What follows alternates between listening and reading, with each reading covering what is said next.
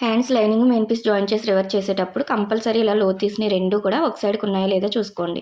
నేనైతే ఇక్కడ లేస్ వేస్తున్నాను. దానికోసం అటు ఇటు ఖర్చు మార్క్ చేసుకున్నాను 2 ఇంచెస్. ఇది మనకి బ్లౌజ్‌కి ఇచ్చాడు. మనకి పూర్తిగా ఇవ్వడు కదా! లేస్ అనేది ఒక సైడ్‌కి ఇస్తాడు. అలాంటప్పుడు ఇలా సెపరేట్ చేసుకోండి. రెండిట్లకి సరిపడగా మనం కరెక్ట్‌గా మిడిల్‌కి మార్క్ చేసుకొని కట్ చేసుకోవాలి. ఇప్పుడు పైన హాఫ్ ఇంచ్ ఖర్చు పెట్టుకున్నాను. దానిపైన లేస్ వచ్చేలా ఇలా పై వైపు పెట్టుకొని స్టిచ్ వేసేసుకోండి. చూసారు కదా! ఇలా లోతీస్‌ని 2 ఒక సైడ్‌కే ఉండాలి. ఒకటికి 2 సార్లు చెక్ చేసుకోండి కొత్తవారైతే. అప్పుడే మనకి 2 కూడా ఫ్రంట్ వైపుకి అనేది వస్తాయి లోతీస్‌ని. ఇలా కన్‌ఫ్యూజన్ లేకుండా ఇలా జాయిన్ చేసుకున్న తర్వాత మెయిన్ పీస్ పైన ఇలా లైనింగ్ పెట్టేసుకొని మనం ఎక్కడైతే స్టిచ్ వేసుకున్నామో అక్కడే స్టిచ్ పడేలా స్టిచ్ వేసుకొని ఇలా రివర్స్ చేసుకొని పైనుంచి ఇంకొక స్టిచ్ అనేది వేసుకోండి.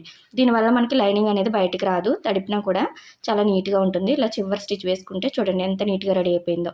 మనకి మొత్తం కూడా లేస్ అనేది లోడింగ్ పద్ధతిలో రెడీ అవుతుంది. ఎక్కడా గుచ్చుకోదు. మీకెలా అనిపించింది వీడియో కామెంట్ చేయండి. నచ్చినట్టయితే లైక్ చేయండి, షేర్ చేయండి, సబ్స్క్రైబ్ చేసుకోండి. ఫుల్ వీడియో కింద ఉంటుంది చెక్ చేయండి.